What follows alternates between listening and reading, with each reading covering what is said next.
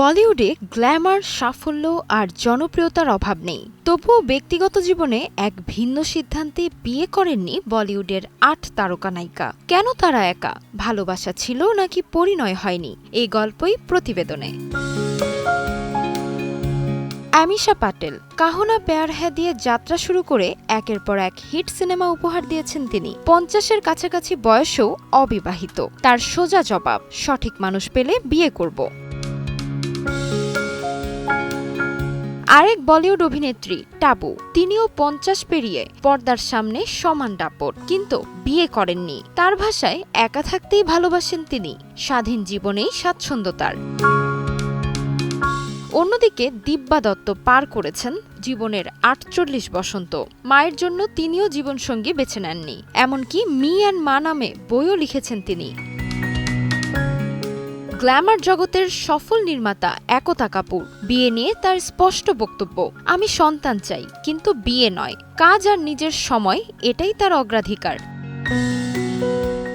আরেকদিকে তানিশা মুখার্জি, ব্যক্তিগত জীবনের চেয়ে নিজের মতো করে বাঁচাটাকেই বেছে নিয়েছেন তিনি। বয়স ৪৮ হলেও নিজেকে রেখেছেন নিজের মতো করে। সাবেক বিশ্বসুন্দরী সুস্মিতা সেন, দত্তক নেওয়া ২ কন্যাকে নিয়ে নিজের মতো জীবন গড়েছেন। বিয়ে ছাড়াই পূর্ণতা খুঁজে পেয়েছেন তিনি। সুমিতা শেট্টি ৫০ ছুঁই বয়সেও অবিবাহিত। তার মতে সময় এখনো শেষ হয়নি, অতীত সম্পর্কের ছায়াও হয়তো প্রভাব ফেলেছে। এরপরই আছেন আশা পারেখ।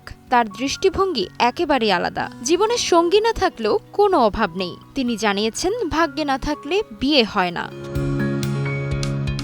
সাফল্য, ভালোবাসা, সম্পর্ক সবকিছু থাকার পরও এ তারকারা বেছে নিয়েছেন একা থাকার পথ। কারো কাছে স্বাধীনতা, কারো কাছে ব্যক্তিগত পছন্দ। বিয়ে না করেও যে জীবন পূর্ণ হতে পারে, সেটাই যেন প্রমাণ করেছেন তারা। বিয়ে নয়, নিজের মতো জীবন, এটাই যেন এই ৮ নায়িকার আলাদা এক সিদ্ধান্ত।